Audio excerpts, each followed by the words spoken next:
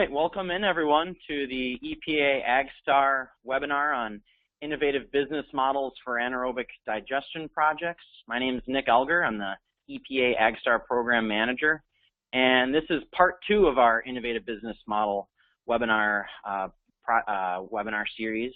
Part 1 was such a success back in March.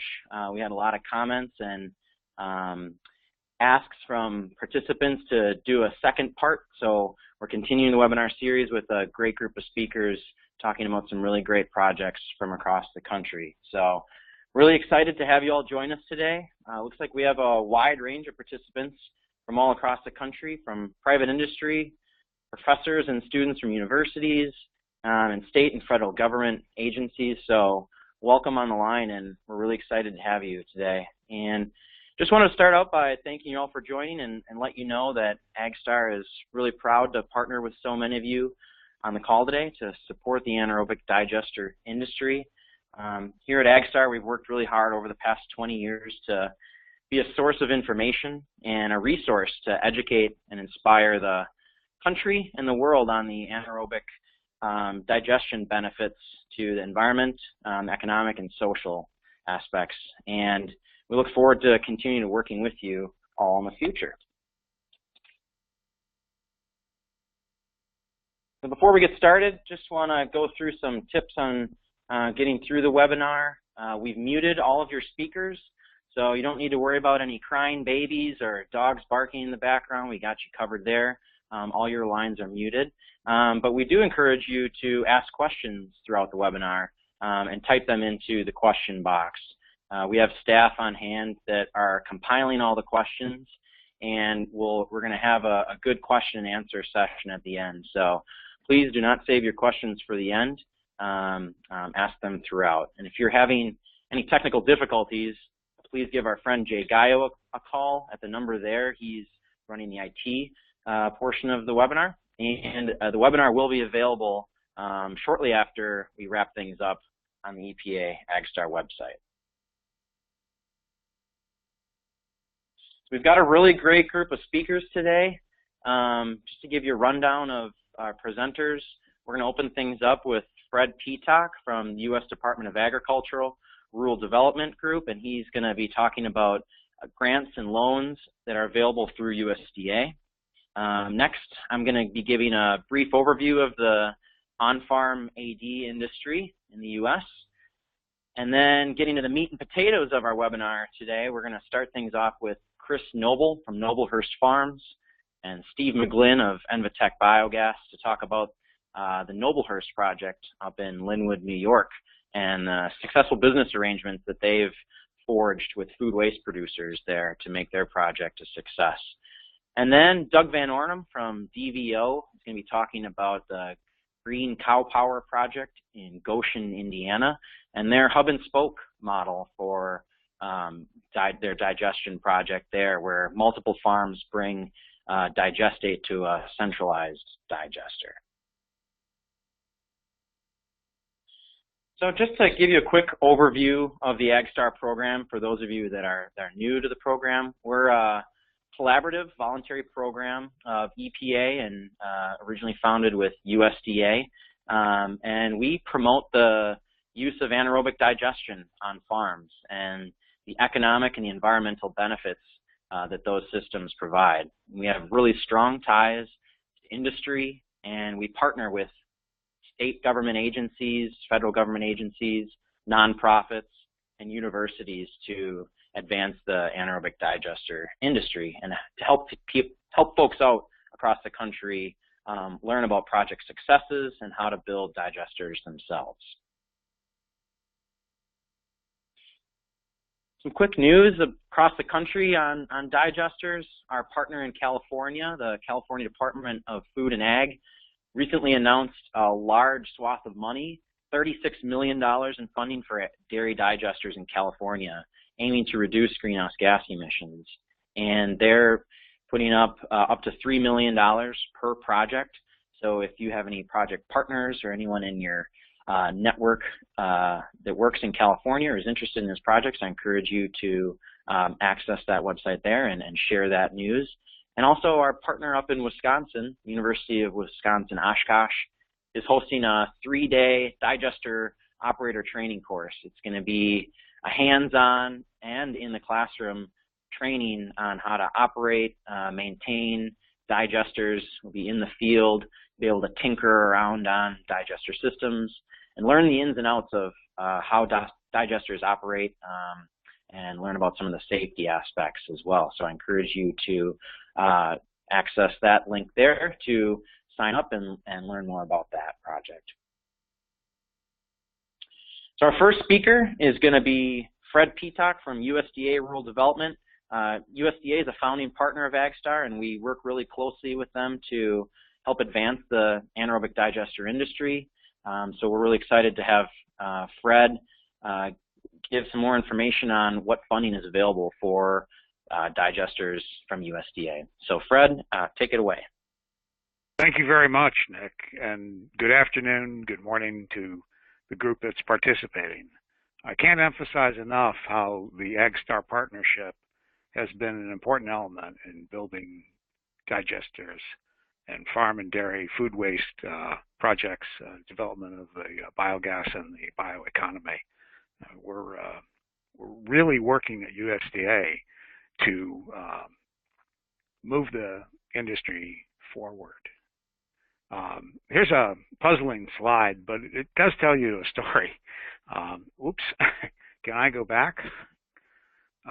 Anyway, let's not go back. The previous slide. Whoa, we're really moving forward here.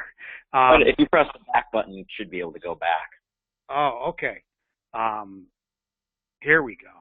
Thank you very much, Nick. So it's been an up and down picture here.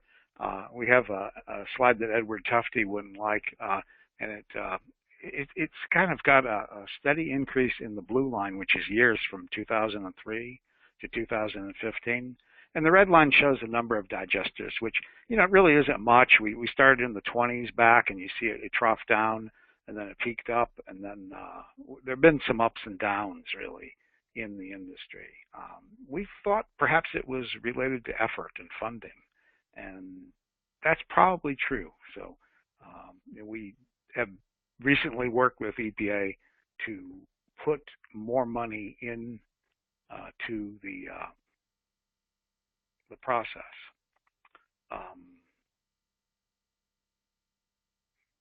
Fred, we're going to go back to your slides, okay? So hang on a second. Okay, thank you. You're welcome. So here's the good. Let me just go to that. Okay. I guess it's a little bit of a lag here. Okay, so here's the good news here. We do have funds, and the really good news about the last Farm Bill is that the Rural Energy for America program is now permanent. It's mandatory funding, and it doesn't expire with the 2014 Farm Bill. And the current status is that, and let me just go to my notes here on the current status. We've actually put out this year over 300 grants, and it's in 49 states. Obviously, it's not all for digesters, hardly that many in total are digesters. I think we've seen about 6 projects this year that have come through, and we're working with EPA on them. And we did about 6 last year, and the year before that, 2016, I think in 2015 we saw an upswing.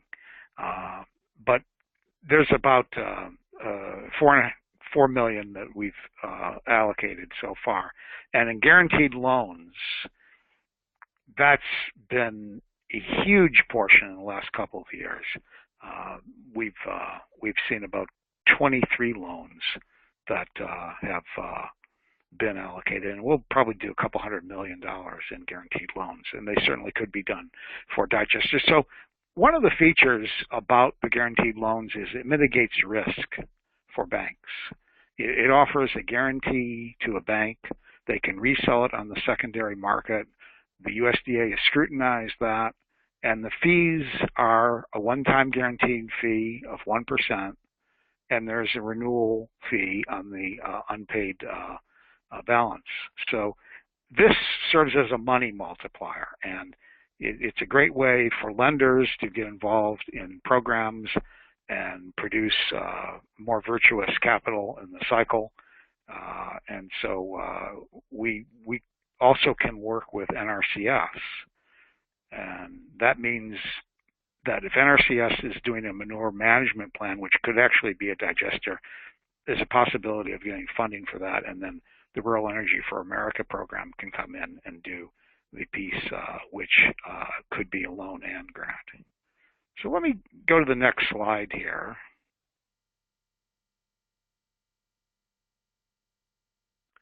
And you see that in 2015, we did about 15 digesters, and the total project development cost was about $5.6 million.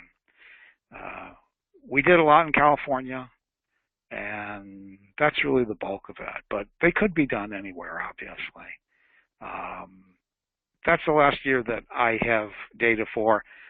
As I said, in 2016, we saw that drop, and now we're hoping to see it go up again. So I'm going to keep this very brief because I know we've got some really good developers and projects that are going to tell their story, and we're very willing to work with you. These are our regional energy coordinators. All of our digester projects for commercially available technology start at the state level. We have a network of 47 state offices. We cover everything in the continental United States and beyond. The people that are doing the most in digesters right now would be Deb Yoakum, and it would be Kevin Boone. Kevin Boone's seeing digesters out of California, and Deb is seeing them in the Northeast. We are doing dairy digesters. We're doing projects that are adding value by taking existing digesters and compressing the gas further, enhancing it, and putting it into a pipeline, because the revenue stream from RINs makes things work. We're also seeing food waste digesters. Some are strictly food waste digesters. We have a number of rules and regulations that I think you're already familiar with about rural areas and so on, but I want you to know that we're here to work with rural America, and we're here to try to grow digesters. We think the biogas economy can grow a great deal with your support. Thank you very much. All right, thanks so much, Fred. And I encourage you all on the line today to contact Fred or any of these other sources and share this information with your network of project developers, farmers, or other groups, and not miss out on the great funding opportunities that their USDA offers for digesters. So I'm just going to give a quick overview of the on-farm digester industry in the U.S. and just to set up the conversation with our next two speakers for why innovative business models are so important to driving the industry. So here's a map from the EPA AgSTAR website of all of the livestock anaerobic digesters across the country. I encourage you to visit AgSTAR's website. This map's actually right on our homepage, and check out where digesters are in your neighborhood and in your state, just to learn more about them. You can learn what the size of the projects, what types of animals and other feedstocks are feeding the digesters, the number of animals feeding the digesters. And it's really cool to learn more about the systems across the U.S. So currently there's 244 livestock digesters on farms across the U.S. Majority on dairy farms, but also on swine farms, poultry farms, and a combination of those. But there is a huge potential for additional livestock digesters. We estimate that there's potential for 8,000 additional digesters on farms across the U.S. And if those digesters are fully realized, that's a lot of biogas. Over 250 billion cubic feet of biogas per year are possible to be captured from those systems, which is enough energy to power 1 million American homes electricity use for a year. And the great thing about biogas is that it's a flexible fuel, and it can be also upgraded to renewable natural gas, which can be used as a vehicle fuel. And so if that biogas is fully captured and realized, it's enough to power 2 million passenger cars for 1 year. On the flip side, the nutrient recovery potential from digesters is huge.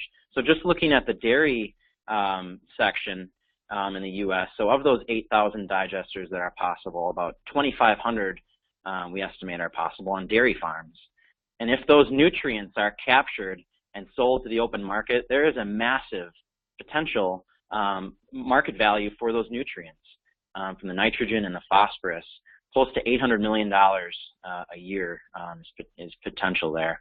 And currently there's only 11 nutrient recovery systems on farms across the U.S. So a lot of potential, untapped potential. So just wanted to share with you some things that EPA is doing to help move the nutrient recovery industry forward. Our partners and friends over in the Office of Water of EPA have started a nutrient recycling challenge, and they're in phase 2 of that challenge, where they've partnered up with a lot of these companies that are and organizations that are listed here to start a challenge to bring in ideas from companies and folks from across the country and across the world on how to make technologies possible for nutrient recycling, both scalable and feasible on farms across the U.S. And so they're in phase 2 now. They've awarded the next challenge, awarded the participants, and narrowed the crowd down to 34 innovators right now. So they're moving along and eventually trying to find a handful of technologies that are deployable across the U.S. to capture nutrients. So just wanted to kind of just quickly show you here a process map of the anaerobic digester industry to kind of set up discussion on where the industry is going and how new innovative projects are taking advantage of new markets.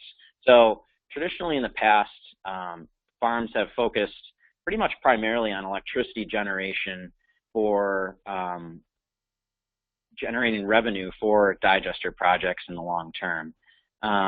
With low energy prices, it makes it really challenging just to focus on electricity production as the main source of income for digesters. So more and more farms and project developers are looking at concentrating fertilizers, as I just said, capturing the nutrients and selling it on the open market. And a lot of groups there's some companies out there that are entering into eco markets for compost and soil amendments from the digestate side of the equation, creating fiber-based products from the manure solids, such as particle board and biodegradable planters to replace unsustainable peat moss and other petroleum-based products. And of course, animal bedding, taking the manure solids and separating them from the liquid and using those manure solids to replace sand or wood shavings.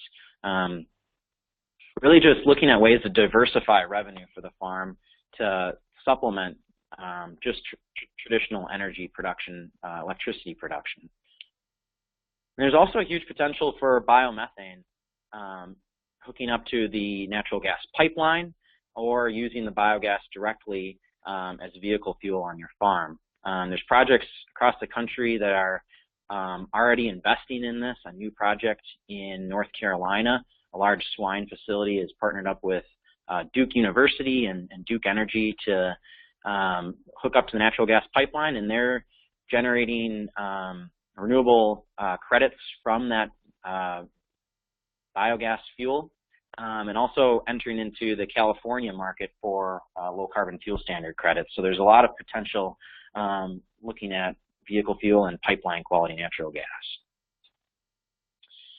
So what's going on in the U.S. market right now for digesters? Well, over the past 15 years, we've seen digesters grow and grow and grow, but over the past 3 years, growth has really slowed down. So why is that? What's causing things to slow down? Well, I already mentioned low energy prices, electricity prices, and what utilities are paying to buy back the electricity from the farmer is really at an all-time low right now. In the past, farms have been getting upwards of 10 to 12 cents per kilowatt hour for their energy that they produce and put on the grid, and now a lot of farms are facing 2.5 to 3 cents per kilowatt hour, which makes it really challenging to make projects economically feasible with those low electricity buyback prices.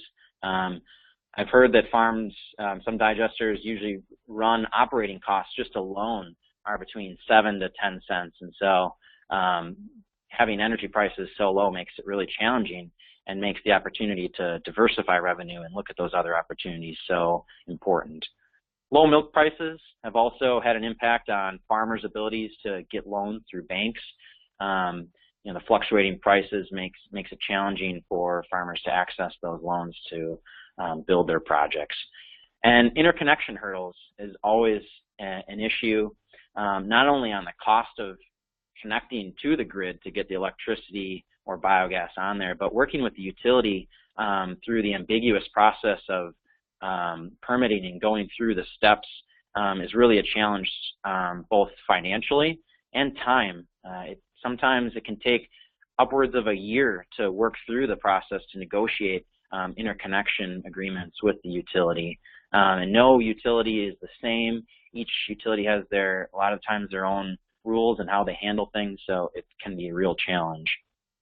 And then the renewable fuel standard uncertainty, not only the uncertainty, the long-term certainty of the program itself and whether Congress will continue to make this an available funding stream for digesters, but the fluctuation in prices make it very challenging for project developers to forecast out income streams from renewable fuel standard credits.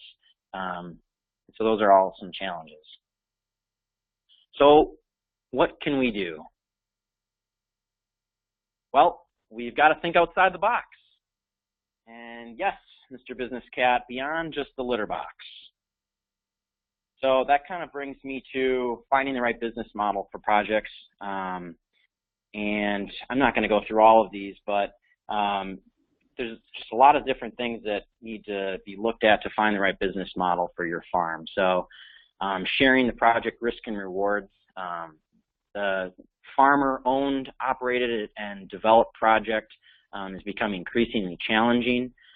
So finding partners along the value chain and finding common goals with all sorts of different entities that can be potential partners to help make the project possible is going to be really important.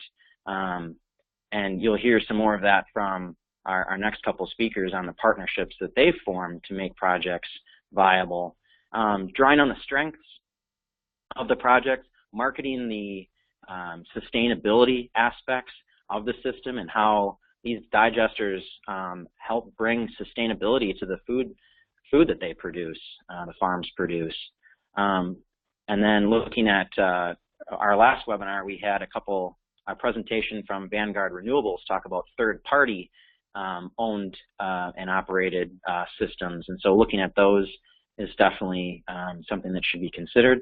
And then, of course, diversifying revenue, the revenue portfolio for projects. So looking at those different eco-markets for products, looking at alternative energy uses of the biogas, and then bringing in off-site food waste for not only boosting biogas production, but bringing in additional tipping fees for that off-site food waste. So that's my presentation, and I'm going to turn it over now to Steve McGlynn and Chris Noble to talk about the Noblehurst project. And so, Steve, turn it over to you. Thank you, Nick, and the team for hosting this webinar. Chris Noble and I are presenting the Noblehurst Green Energy Project. It's a project on an upstate New York dairy farm south of Rochester. It's generating biogas and electricity from cow manure and food waste. The CHP is a 440 kW engine generator, and hopefully I can advance.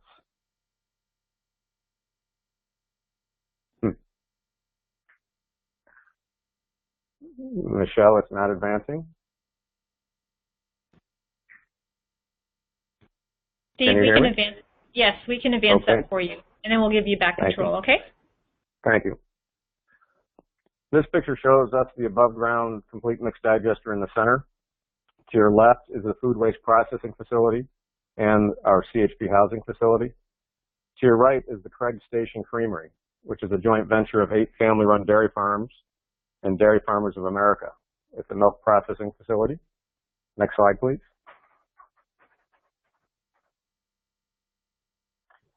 The Emitech digester is specifically designed for a variety of inputs.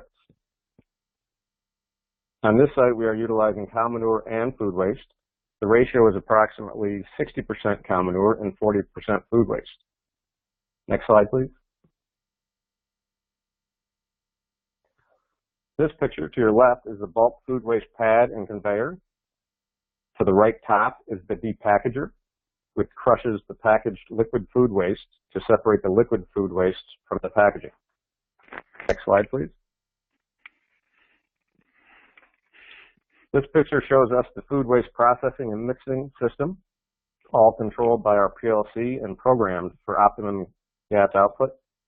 We mix food waste and cow manure in the stainless steel tank on the right. Inputs are measured and weighed to record exact quantities of inputs injected into the digester. After the mixing in the steel tank, the material is macerated and then pumped to the digester. Next slide, please. In this picture on the left is our precast tension panel concrete digester. The center picture shows the hot water heating loops, which is transferring heat from the CHP to the digester to heat the digester to 100 degrees. The CHP is pictured on the right. The Emitech system includes a state-of-the-art gas analyzer to continually analyze the percentage of methane in the gas, the parts per million of hydrogen sulfide, and the percentage of oxygen. I will now turn over the presentation to Chris Noble. All right, I'll see if I can advance it here.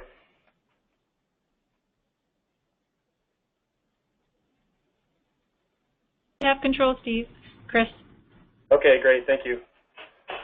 All right, so I guess the question is, so why undertake such an initiative and investment? So I'm a 7th generation dairy farmer. We've been here for close to 200 years now, and you know, cropping and dairying is kind of what we know best.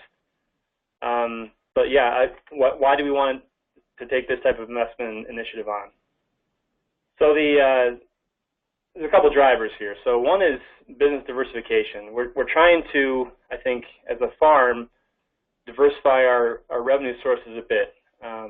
You know, as Nick mentioned in his presentation, low milk prices have kind of put a halt to a few of the digester projects that at least I'm aware of in the area. And so this volatility in milk prices obviously causes a little bit of a struggle with the long-term investment planning for farms. So if we're able to diversify our revenue streams and diversify our income portfolio, then I think you know, we're better off as a business. I think another driver would be reducing our dairy costs. So one of the biggest drivers, you know, for us, I think was to lower our electricity costs. So we're looking at trying to offset our usage as much as we can, and then, you know, potentially, you know, earn some additional revenue from selling that revenue to the national grid. We also wanted to eliminate the smell of the manure. We're in upstate New York. We're, as Steve mentioned, south of Rochester, New York, and we're not in a suburban or even urban area, but we're certainly not rural by any stretch of the imagination. So, you know, eliminating that smell certainly helps with our neighbor relations, but also I think it helps with our community presence. Also, Steve mentioned on site we have a creamery which utilizes some of the power from the facility, but it also had a need to be able to send some high-strength wastewater. So having that digester right on site there kind of allowed us to kind of perform both of those functions for that creamery. So what were the goals for this project? I think the first thing was self-sufficiency. I mean, we didn't necessarily want to subsidize this from a dairy farm standpoint. We wanted to make sure this business stood on its own financially. You know, I talked about the income diversification, so that's not only from a broader standpoint, but also on a firm level. So this business, we wanted to bring in more than just electricity revenue, but also bring in other sources of revenue, and predominantly, I mean food waste. Our goal in the very beginning of this project was to actually match the amount of electricity revenue with food waste revenue. Electricity prices being as low as they are, it didn't take a lot of food waste to get there, but certainly we've gone a long way toward achieving our goal. Also, I think kind of a secondary focus of ours was to figure out ways to create some jobs. And, you know, typically, digesters don't really have a lot of people required, especially as technology gets better. But we have developed some innovative partnerships to enable us to hire some local people to indulge us in the food waste depackaging side, which I'll talk about in a bit. So the opportunities on the food waste side, we've obviously seen quite a few digesters being built here in New York State over the last probably 10 or 12 years, and food waste in tanker format, which is fairly readily available, the competition was quite strong, and we didn't necessarily want to be one of those Me Too type digesters. And so we took a look around and said, okay, what other types of food waste could we get into? And so we thought about the challenging feedstock. So what I mean by that is food scraps. So food scraps is something that a lot of residents and firms, commercial businesses, manufacturing sites generate. The question is, how do you collect it and get it back to your site? And I'll talk about that in a minute. The picture I show you here is actually a picture of our food scraps collection pad and what remains of the 2016 New York State butter sculpture that was digested about 6 hours later. Another challenging feedstock that we'd see would be something related to bulk kind of rejected loads of produce. So this represents a carton of watermelons. Another challenging feedstock would be soda or sugary drinks. You know, things that would be able to be co-digested within this manure-based digester system, but also be able to recover some of the packaging off the back end to provide sort of a zero-waste solution. The same thing with more semi-soft, semi-solid products such as yogurt. We saw all these types of food waste out there and said, well, there needs to be a way to bring these into the digester and digest them as you would bulk tank loads of food waste that I think had been pioneered. So obviously there's challenges. So logistics is a big one. So how do you get it from the customers generating this challenging food waste to the disposal site? Traditionally, you know, you load up a big tanker of acid whey or you know, types of vinegars or tomato sauce, things like that, in a big tanker and bring them back to the digester and mix them in. Well, if you're talking about a tote of banana peels or a carton of watermelons or a pallet of yogurt, it takes a lot more to get it there and aggregate that material. Contamination. We wanted some more control over the feedstock quality, especially if we're getting into these more challenging feedstocks. And so that was the reason why we wanted to bring a little bit of that control in-house. All food waste isn't created equal.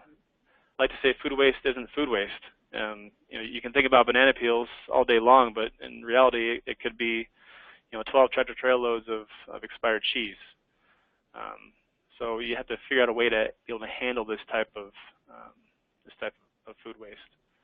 It's also episodic. You know, food waste on a daily basis in terms of food scraps is quite consistent, but in terms of food manufacturers that are generating maybe out of spec or out of date products, it can be very sporadic. It can be one load every week or one load every year. So being able to develop a system that can handle that, which in some cases involves multiple disposal sites. So what was our solution? So we actually created a separate company that specifically handles getting the logistics figured out between food waste producers and our digester or other sites. So Natural Upcycling is this company we formed about 3 years ago. It was a partnership between ourselves as a digester here in upstate New York and a sort of a specialist in the food waste, food scraps collection area, a fellow named Harry Cohen out of Missouri. He was actually running a similar business down in that area for a number of years, sending material into composting. So we used his expertise and sales experience to develop the market here in New York. We've quickly evolved, I think, into probably the premier company focusing on this space.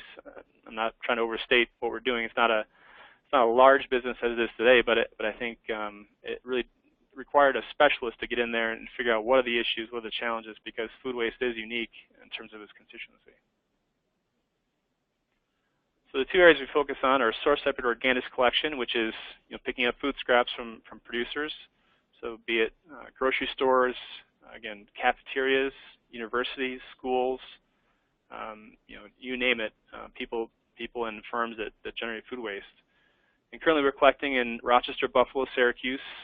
We've gotten into Ithaca and Tompkins County, which is a very progressive area for food waste collection. And we're just recently getting into the Albany, Hudson Valley, Eastern New York, Western Massachusetts area, using a specialized vehicle, which I'll talk about in a minute. We're also in the food waste depackaging business, so complementing this consistent supply of material, which I showed you earlier, actually doing the depackaging of the material on site. And some of the, let me go back just one second, some of the services we provide actually is recycling the packaging and the pallets and upcycling that material in some cases to achieve a zero waste solution, which I think is a pretty important differentiator for someone or somebody interested in recycling food waste. There's a lot of interest, I think, these days in becoming zero waste from a company standpoint. So providing that solution, can be a pretty strong advantage. So we'd like to show this slide to a lot of our customers. What can be upcycled? So really, food scraps and anything. It's really anything that came out of the ground. So you can upcycle or collect from an organic standpoint. Beef products, poultry products, fruits and vegetables, dairy products, coffee grounds, eggs. From a digester standpoint, we don't typically want to bring a lot of grass and leafy waste into the digester, but we do use some alternative facilities, composters to handle some of that material. But it really envelops a lot of areas that most food waste generators can sympathize with.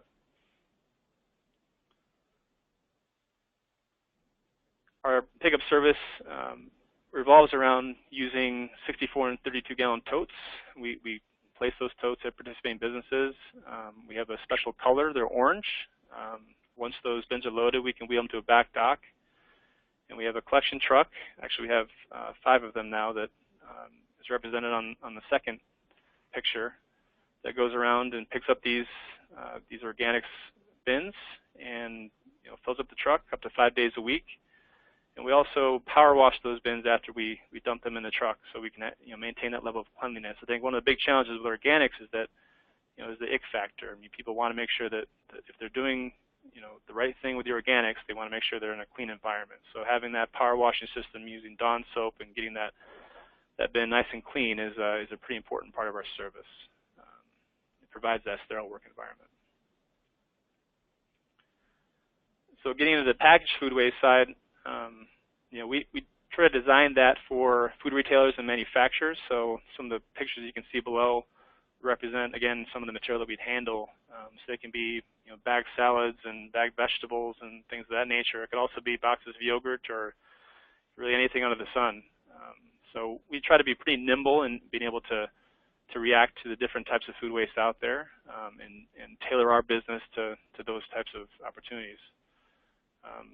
One of the drivers really is the fact that we have a lot of food safety standards that are, I think they're being heightened and tightened here in the last 5 or 10 years, and the cost of product recalls, I think, are creating maybe a little bit more food waste than you might anticipate. Keeping that out of the consumer stream, because once you get in the consumer stream, it's really costly and challenging to take it back out. Here in New York State, we're seeing a little more regulation and costs associated with solidification, so that's driving more liquid-based food waste out of landfills.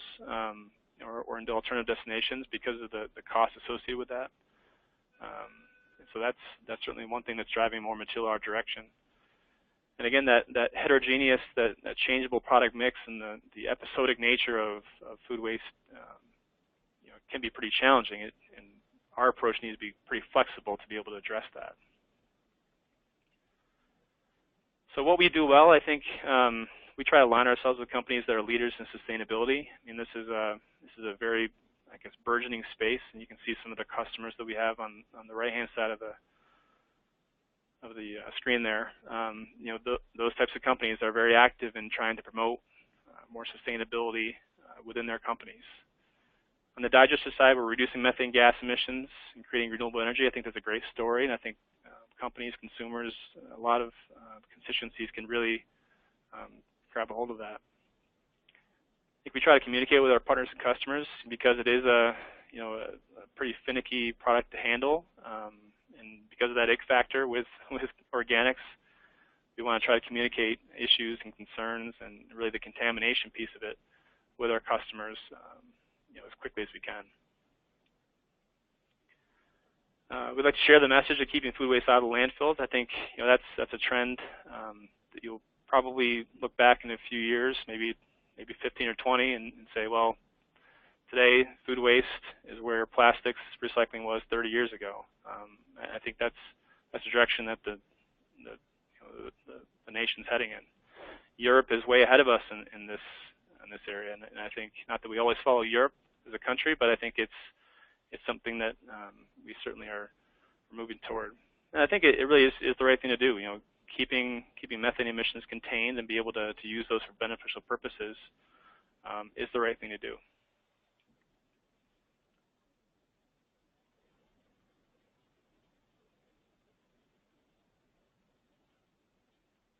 Okay, go to the next slide, Michelle.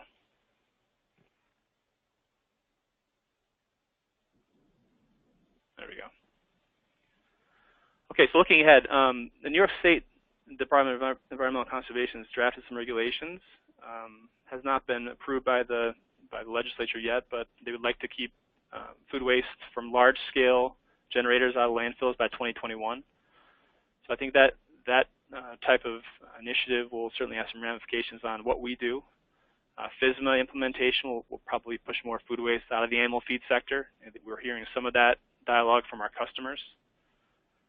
Again, customers are more, and consumers themselves are more aware of sustainability factors and more willing to actually purchase those products from companies that prioritize sustainability. I think the customers that we tend to have can market against that from a sales standpoint, and have done so pretty effectively. I think, bigger picture, if you can address, as a customer, a food waste customer, if you can address contamination of food waste at the source, you will be at a competitive advantage. I mean, the customers that have a hard time trying to control, what's in their organics collection, whether it be metals or plastics or things that are undesirable for food waste disposal at composting or digestion. I think that people that can do a better job of segregating that material will be at a cost advantage long term. And going back to what Nick said, I think there are some advances coming down the pike in manure management technology. I think nutrient recovery, dewatering of manure, and food waste digestate being prime drivers. So with that, I'll kick it back over to Steve McGlynn for the next slide. Thank you, Chris. If you could advance the slide, please.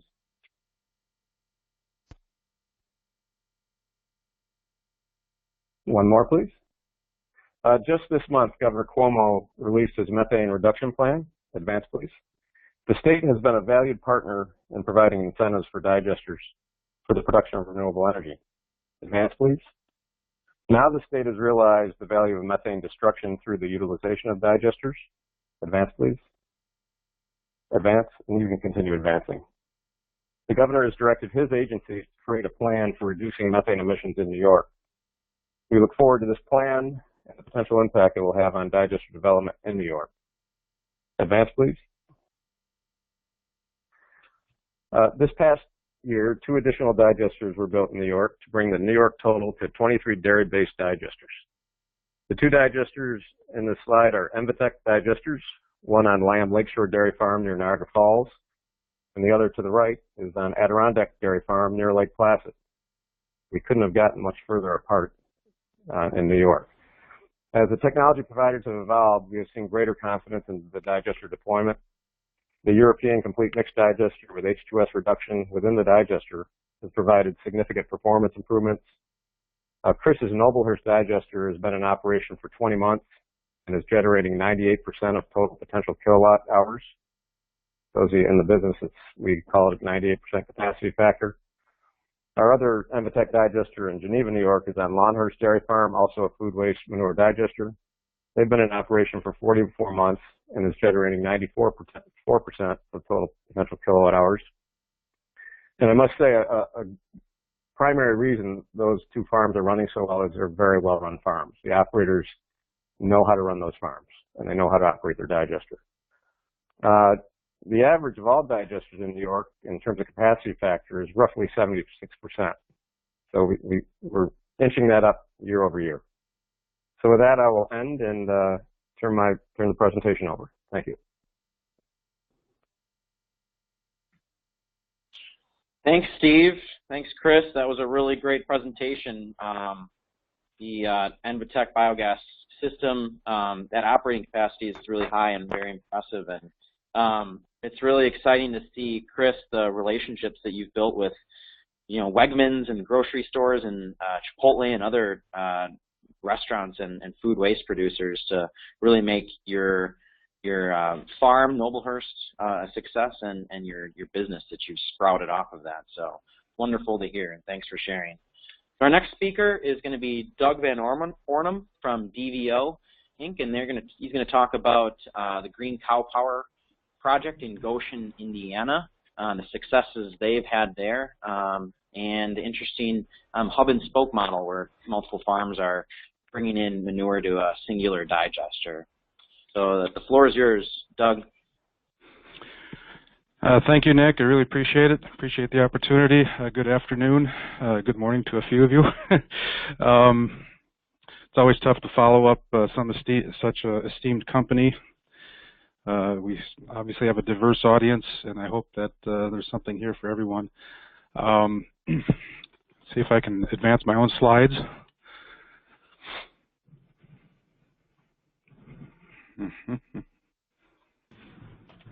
Oh, there we go. Our company is based in Wisconsin, founded in 1989 by my father-in-law, Steve Dvorak. We're a family business, and I like to say it's wonderful being in a family business. The highs are higher, obviously the lows are lower sometimes, but it's a good group of people that we have here. Steve's first entree into digesters was a European complete mixed digester in Wisconsin, the first commercial or industrial digester in the state at a packing house processing packing waste. He was the lead engineer on that project in 1985. That digester is still operating today. It had its limitations at the time, as you might imagine. Some things have improved over the years, but at the time, Steve recognized that there could be a better design for agricultural digesters, and he designed what we today consider a third-generation digester that combines the advantages of some of the older designs and discards some of the problems that they had. And that went in the year 2001 at a farm in Wisconsin called Gordondale. Today, we are the U.S. market leader in anaerobic systems with quite a few sites in quite a few states. Those numbers probably need to be updated a little bit. We do have the majority of our sites are farm-owned, certainly not all, but and the scale is all over the place. The smallest I think we put in is slightly less than 500 cows, and the largest is slightly over 16,000 cows going into a single installation. And in 2010, we began exporting into other countries.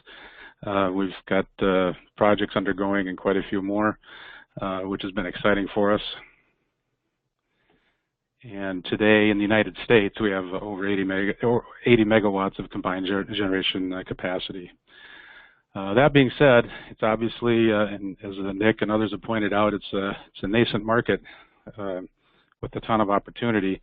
Unfortunately, there are also a ton of challenges present that need to be overcome. Hub and spoke model obviously is not new. There's a few biogas plants in Europe, over 10,000, many of which employ variations of that model where varying waste streams come to a central processing facility. Many of those installations are quite small. Almost none of them would work financially in the United States, which is why we don't see a lot of that, especially at that scale here in the United States. And things have been changing, probably not for the better in Europe with anaerobic digestion as it is. Here we have problems that Steve and Chris and others have ably pointed out, additional challenges, if you will, to making projects pencil. So what has changed?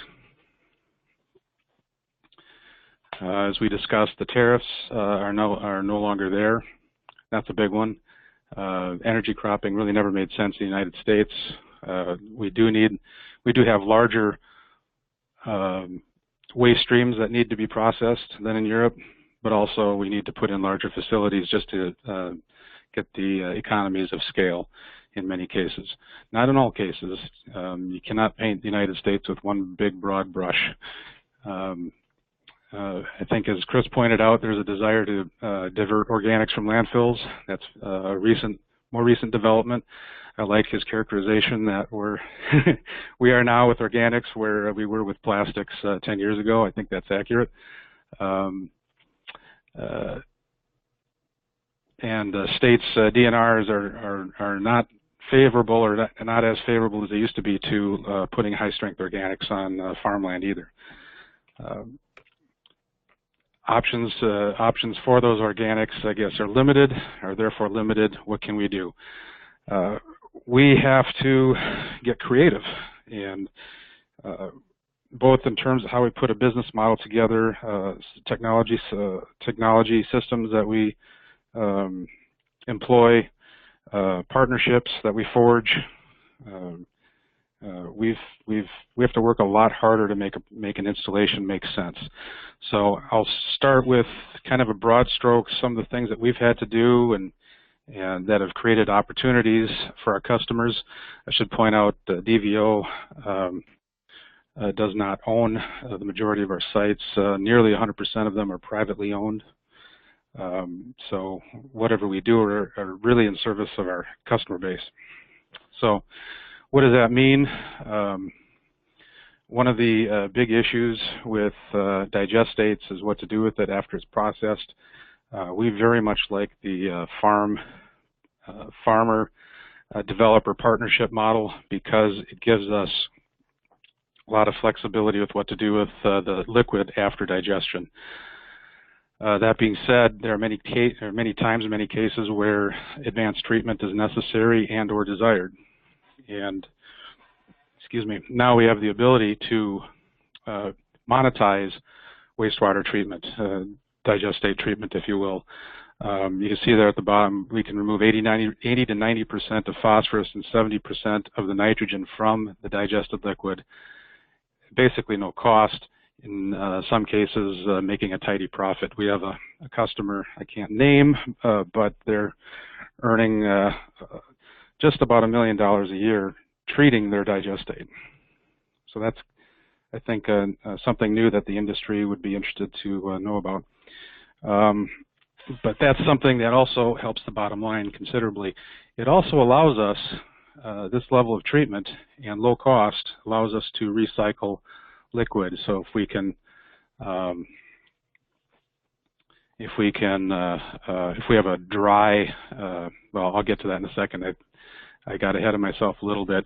That particular technology process also allows us to remove impurities in biogas at virtually no cost. There's some CapEx, not a lot, but it's an extremely reliable process that doesn't have the variability of some of the other things that we and others have done over the years, biological removal variants and such.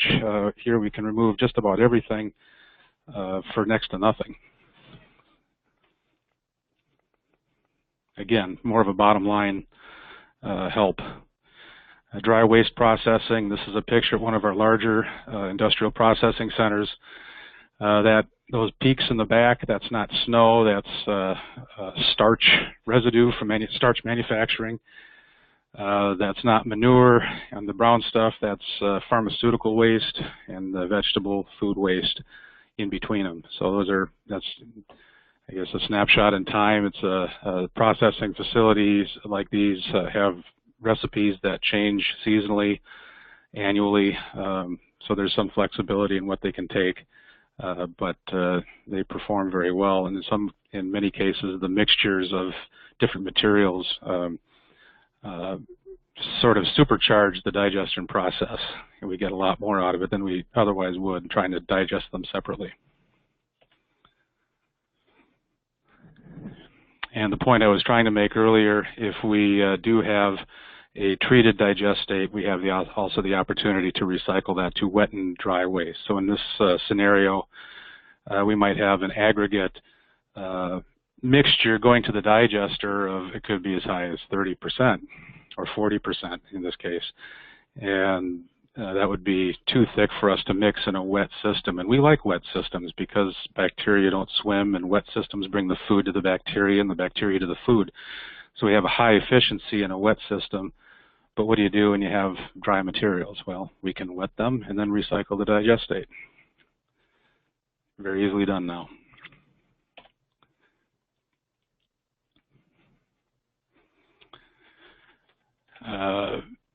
Sourcing for urban organics has also had to become more creative.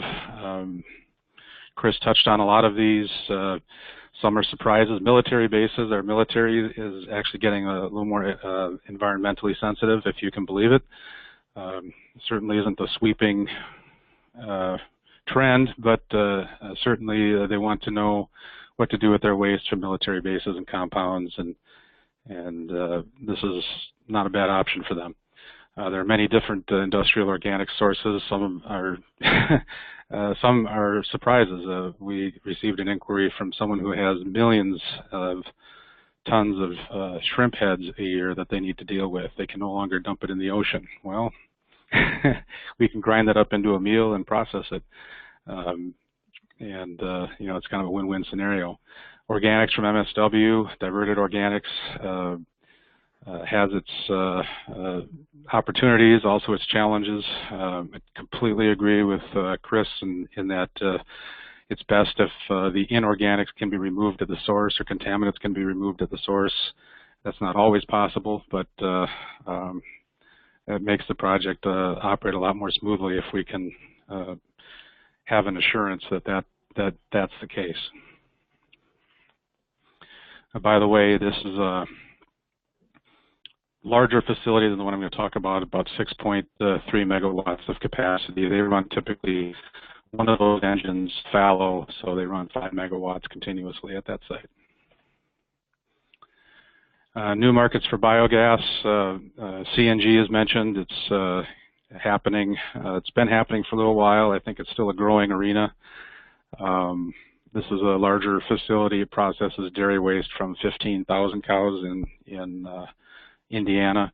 They power 40 of their milk trucks and other vehicles, and there's a fueling station on an interstate highway, so anyone with a credit card and a natural gas powered vehicle can come in and fill themselves up with dairy biogas.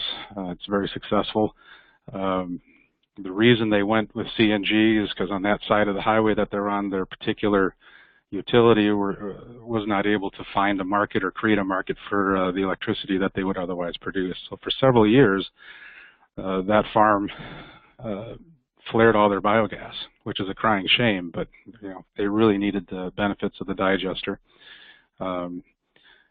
Most of you probably know this, but our farm customers typically do not put in digesters to generate electricity or power.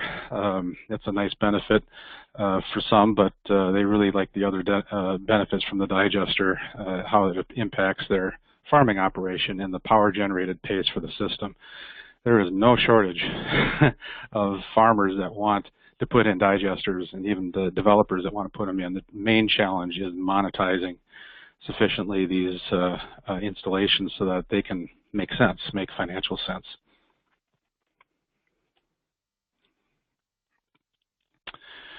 Fertilizer sales has been another way to eke some more revenue out of these sites. The process of digestion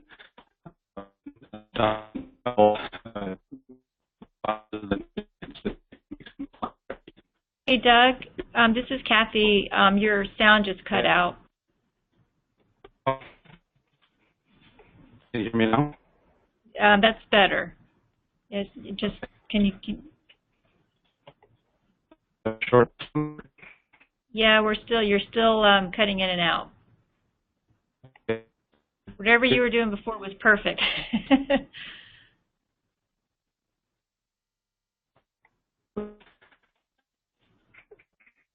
Okay. Yeah, it's still not working.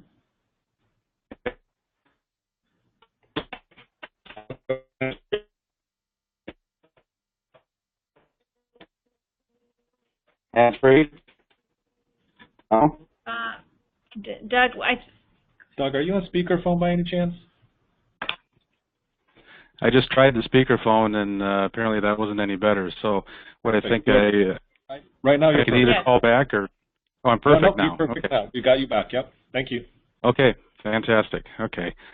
Sorry about that. Not sure what happened here. Getting back, fertilizer sales, both to commercial and to consumer markets, are heating up. There are different outfits out there that contract with our customers for their nutrients and do interesting things with them. One of them is Magic Dirt. You can see here, it's a consumer product sold at, by the end of this year, about 3,000 Walmart stores. Right now they're in the Northwest and I believe in the Southeast. But they have a pretty nice product line there that's primarily using dairy fiber as their main ingredient, and then they add a few more, secret sauce kind of things to it to make their products.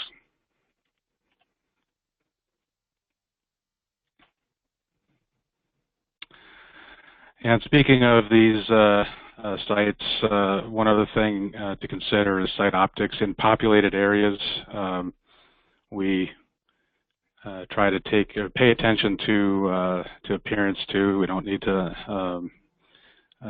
Farmers take a lot of pride in their farms, and I saw the Envitech installation. It's a beautiful installation. It's emblematic of what farmers like to do, and they want to integrate these systems into their farm and not create concerns from their neighbors that they're putting in, very complex or dangerous installations, which of course they are not. In fact, some go to great lengths to beautify their installations.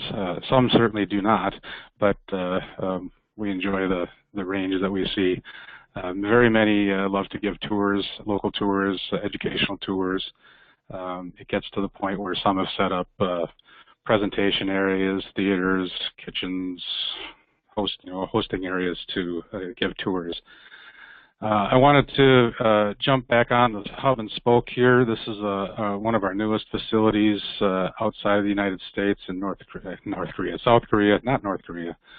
And this is a hog waste digesting facility. They plopped this, they meaning one of our developer customers, plopped this in the middle of quite a few hog farms, and the hog farms are contracted to provide their hog waste to the DVO digester. They also have, I think I've got another picture here. Yep, this is the actual facility. Fertilizer building is the two-story building to the right, so they monetize the fertilizer products that they glean from the system. Both the liquids and the solids have value now, and what's interesting is in South Korea, they used to pipe transport all the, and still do a little bit, but the hog waste to a couple ports, and then put that on a barge, and they float that out past a dotted line in the ocean and then empty the barge. With Kyoto protocols and such, they have stopped doing that or are ceasing doing that, and trying to find better alternatives. And of course, we believe this is an excellent alternative for what to do with their hog waste. They're also right in the middle of a highly populated area, so odor control is extremely important. Pathogen controls are extremely important, and all of that has been paid attention to. That's a truck wash on the right, so that the trucks that bring in the trucked waste, some of it's pumped in, some of it's trucked in, so that the trucks do not carry pathogens from farm to farm, which of course hog farmers are very concerned about. This is another example of a commercial facility processing, in this case packing house waste. It's a odor control building, so that the vehicles that come in, some of them open top, obviously not smelling the greatest. When they dump their contents, that odor is contained and scrubbed and removed. The digester itself does not produce odors; it destroys odors, but the waste, the organic waste that come to it, of course, have their odors already well underway.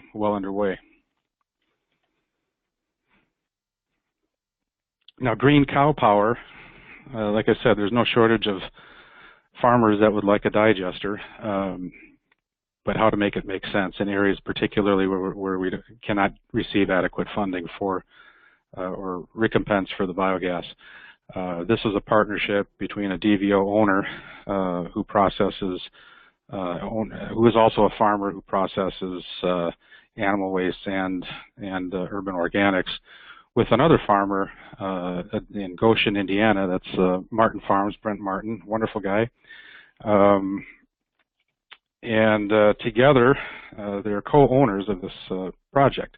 It doesn't sound too different from what Chris and Steve were describing in some ways. For us, this would be a very symbiotic relationship between them,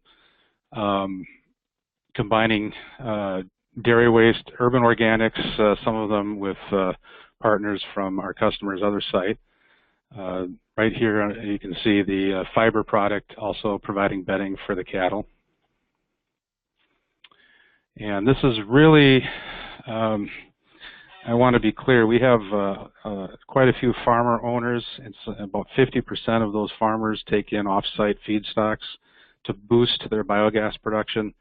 This is more going a little bit the other direction. It's a commercial facility that's partnered with the farm, and the farm's waste only accounts for roughly 20% of the power generated. Yet it's extremely important and helpful to the site in many ways. Again, there's a home for the nutrients, ready-made home for the nutrients, but also the dairy waste itself it provides a lot of alkalinity and allows for a smoother digestion process. Many of you know this information already, but it's helpful to those who haven't seen it, how much the energy content in different feedstocks can change. So we're talking about food waste and some of these other things that you bring to a dairy digester. That would be the stuff at the bottom of this chart. You can see how much energy it can contain versus the animal wastes at the top, which doesn't really have that much biogas potential. Yet, especially with fats and greases, it's virtually impossible to digest that anaerobically all by itself. Just like you and I couldn't survive too long just eating lard, neither can a digester. You need a balanced diet for anaerobes, just the same as we do for our aerobic bacteria. So at Goshen, at Green Cow Power, 65 tons are delivered daily. Those tend to be cheese whey products. In this case, it's more liquids than solids, some solids, but more liquids. There's ethanol products that go in, a couple of secret sauce items, but roughly about 65 tons come in each day, except on weekends.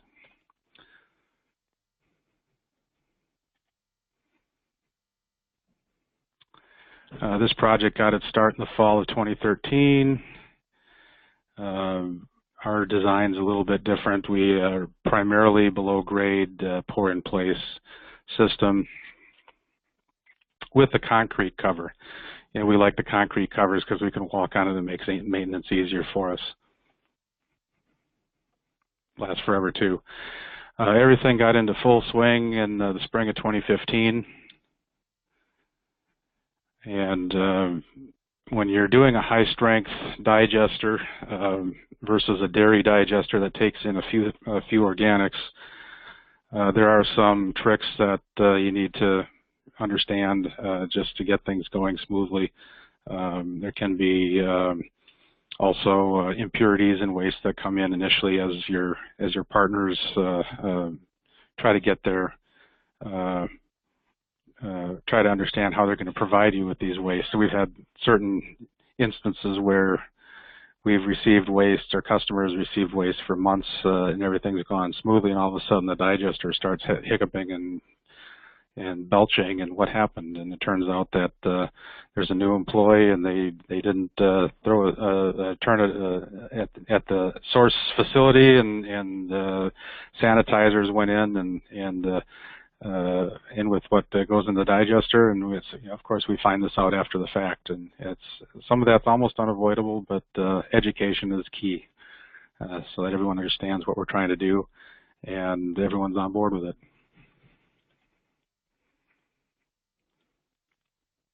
Here's just another angle of that in-ground facility, which is actually two DVO vessels that are sharing a common wall in this case. And the building in the background, nondescript, definitely is not going to win any design awards. It's a utility building in all respects. It's housing, electrical generation, digester utilities, liquid solid separation, and some other, basically anything that needs maintenance we put in that building, because you don't really ever want to go into the digester, do you? Hey, Doug, this is Kathy. I'm just going to interrupt you real quickly. We want to make sure we have enough time to go through the questions that have come in, so if you could try to wrap up in the next few minutes, that would be great. Yep, and I see that my timer is showing the same, so very good. Okay, thank you. This is the waste going in. I think we're just finishing up here anyway. Waste going into the system, liquid waste, solid waste goes into a mix pit, which then gets, and it gets a little bit of pre-treatment in case there's something that needs to be chopped up. We like to see if a single operator can manage everything at this scale, and generally we can. Although this is Andy, and he would say he's got the toughest job in the world because he's got too much to do, and he probably does. So I would say a single operator design plus in this case. He needs a little bit of help. Electrical power generation is handled by off-site providers. And in this case, at this site, it's 3.15 megawatts. So you see, if 2,000 dairy cattle going to it, that's not providing that much power. It's the off-site stuff.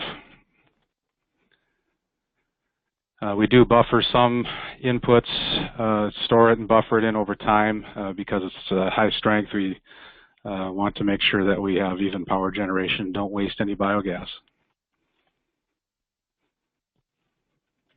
And the rest of this is just expository slides on this particular site. I'm just going to zoom past it. Liquid solid separation. That's what the fiber solids look like. Some of the applications for it. Digestate storage. In this case, we do not treat digestate other than liquid solid separation because our farm partner wants it for his fields. And again, if we have to do other things, we can. And that's it. Very good. All right. Thank you, everyone. And I'll stand by to see if there's any questions.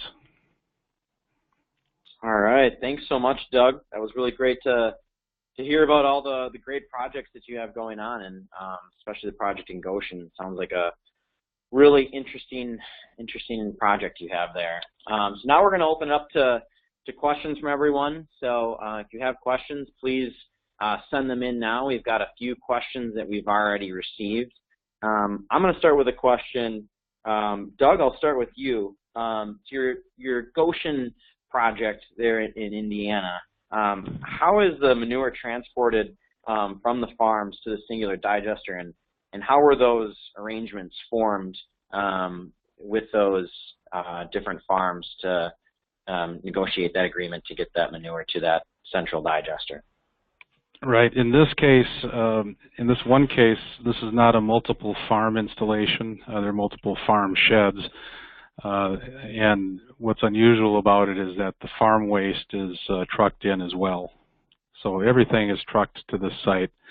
And typically farm waste, which is mostly water, is pumped in, but the logistics at this particular site indicated that it needs to be trucked in. Okay. And then one question for you, Chris. You talked about upcycling the packaging and depackaging it at your facility there.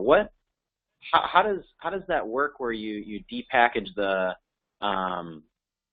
food waste that comes in, and what do you do with the packaging once it's the food waste is taken out of it and put into the digester?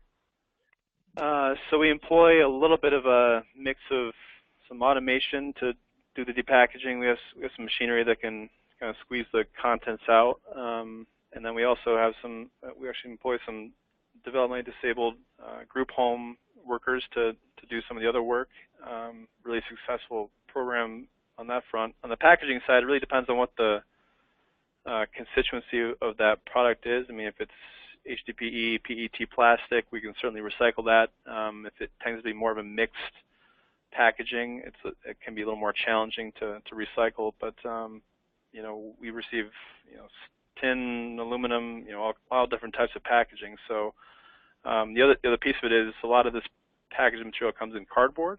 So we're able to break down the cardboard and bale that up and send it to a facility. So it's really, I think, a pretty nice. I mean, we're really recycling as much of that material as we possibly can, keeping that out of the landfill. All right, excellent. That's a really great system you have there, and especially reaching out to the community and working with the disabled community to bring some jobs to those people. That's wonderful. So Kathy, do we have some questions from the audience? Yes, we do. All right, so I'm going to answer the easy question first. A couple people have asked about the presentation. Yes, the presentation will be available on AgSTAR's website, and as soon as we can get it up there, it'll be on the events page, so it will be available. So the first question I've got is for Noblehurst. How well is the electricity produced from AD matched to on-farm needs? Is it too little or too much? If we just talked about the farm, I would say it's too much. However, we did link in the creamery and soon-to-be cheddar cheese facility to that single metering site, so we were able to provide power to those entities as well. So when all that is considered, then we are just about right. Here's another question for you.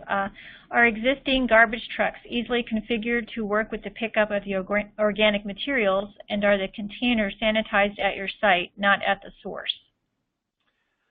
I would say the garbage trucks, no, those are specially designed trucks that we had custom ordered to provide that specific service. And the sanitization process, we'd actually do that on customer site. It's a pretty low impact, and we take all the wash water with us back to the disposal locations. Okay. Who is the manufacturer of the depackaging machine, and what is the throughput of the machine? We've worked with a couple of different types of depackaging machines. That we prefer there's a company out of Texas called Zero Waste Manufacturing that puts a pretty nice machine together. Throughput depends on really the conveyance system and how much you can really pull through there. I mean, they might say it's 10 to 12,000 bottles per hour, but I've never been able to get that much through there. It's just, it depends on how automated the conveyance system is going in there. So, but yeah, we've liked it because it doesn't have a lot of moving parts, so it's pretty easy to maintain and operate. Okay, so part two of that question is, how long do you anticipate it will take to pay the machine off? We're actually on our second machine now. We've paid off our first one. We're looking to install that at a separate site, actually, to do some more depackaging. And then we just purchased a new machine, and I'd say that's about a 1.5 year turnaround. Okay. Alrighty. Next question. I do not see a second tank for digestate storage, which I have seen with the European systems. Is there a change in approach here? Is this for Noblehurst or for Doug? Doug, well, how about we give that to you, Doug? I think the question is, in a lot of European sites, you see above ground round digestate storage as well. And if I'm not mistaken, Chris, they're referring to, you seem to have one above ground tank. Where does your digestate go? In our case, toward the end, I hurried past some slides, and there was a below ground lagoon storage for the waste at Goshen. Yeah, and that would be a similar setup at Noblehurst. We didn't show the effluent storage. We have about a 500,000 gallon concrete storage on site, and then we can pump that to a 6 and a 4 million gallon off-site lagoon. So a question for you, Doug. What is the smallest feasible AD that you can build for two cases? The first case, manure digestion only, and the second, co-digestion. And specifically, what size dairy farm, 500 heads, question mark? That's an excellent question. Theoretically, you could produce a digester for one cow. So the real answer to the question is what is our ability in any particular location to monetize the products and make the project make sense. So for example, in the Northeast, we have smaller farms, 500 cows, 800 cows, manure only, and that's feasible. Yeah, primarily in Vermont. It just, again, depends on, the state and each farm's particular circumstance.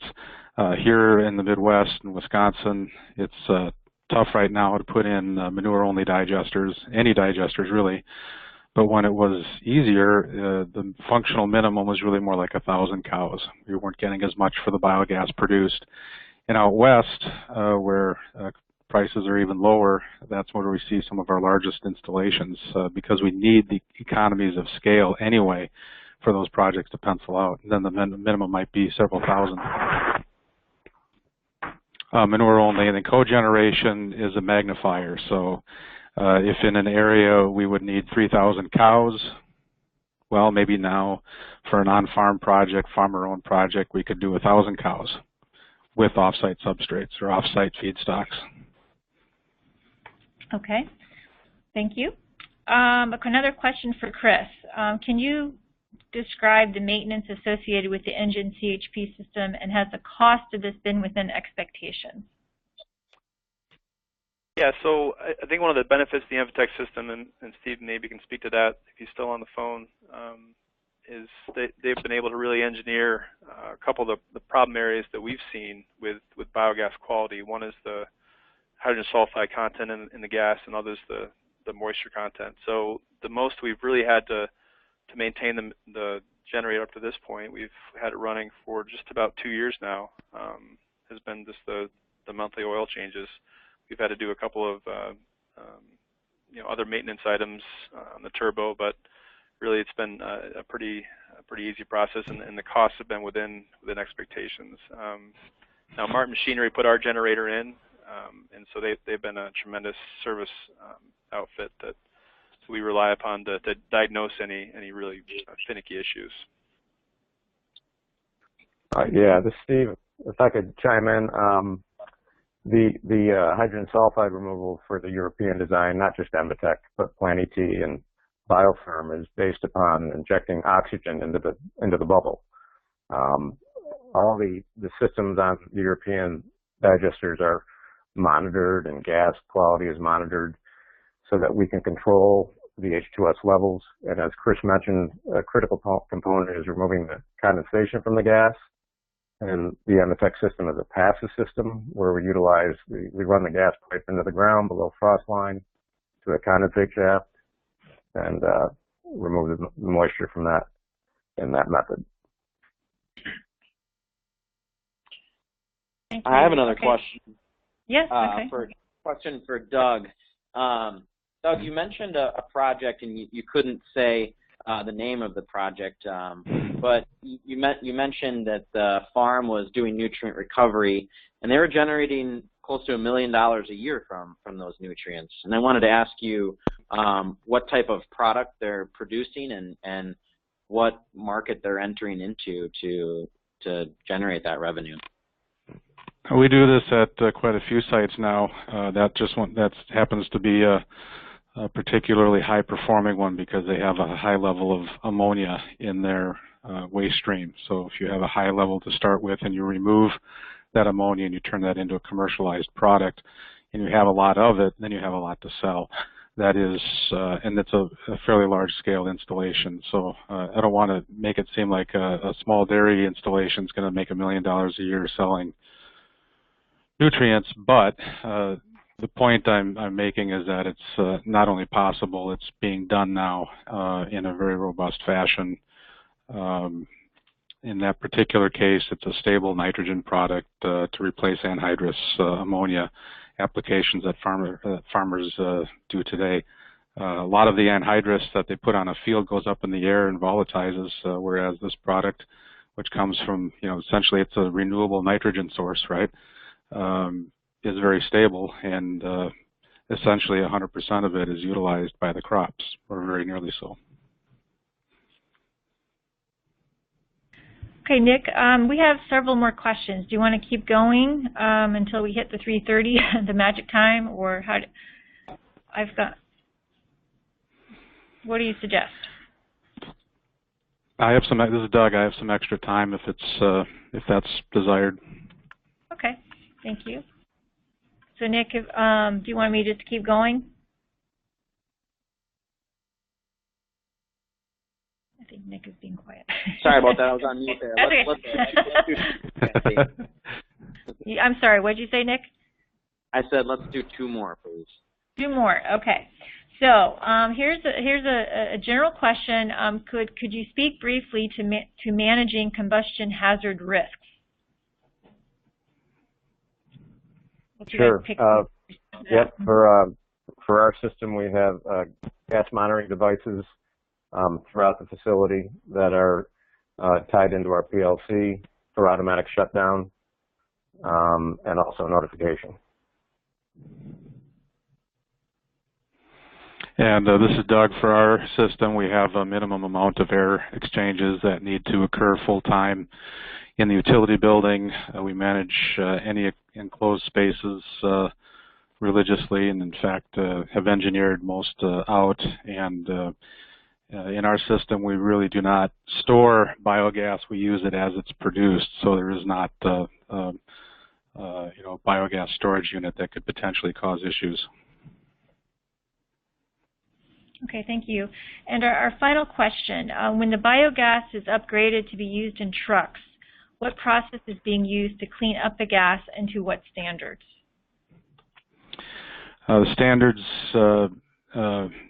Steve, did you want to address Sure. this as well?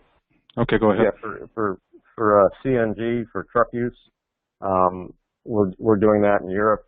We own and operate 100 digesters in Germany, and I believe 10 of those are actually utilizing the gas for CNG. The critical component is getting the H2S down below 5 parts per million. After we get the H2S below 5 parts per million, we cook the gas through our Envathon system, which is a membrane-based system. And simply put, it's a membrane that allows the CH4 molecule to go through one part of the filter and the CO2 molecule to go through another part, and we realize about 98% CH4 value. And then after that, it's compressed and stored. And on our sites, different methods are used depending on scale and specific application. And the one that was pictured, the large-scale one, that's a water scrubbing system to take out the impurities. All right. Well, thank you very much, Fred, Chris, Steve, and Doug. This was a really great webinar and really learned a lot today myself, and I hope everyone on the call today learned a lot as well too. I really encourage you all to fill out the evaluation form. We'll send that to you, to all the present people that are on the line today. We'd love to hear your feedback, love to hear what you're interested in learning more about on future webinars, and what we can do better in the future and how we can serve you better. So thanks again to the speakers. We're going to have another webinar in a few months here, and so we'll be sure to send that out to you all. So thank you very much. Thanks, everyone. Appreciate it.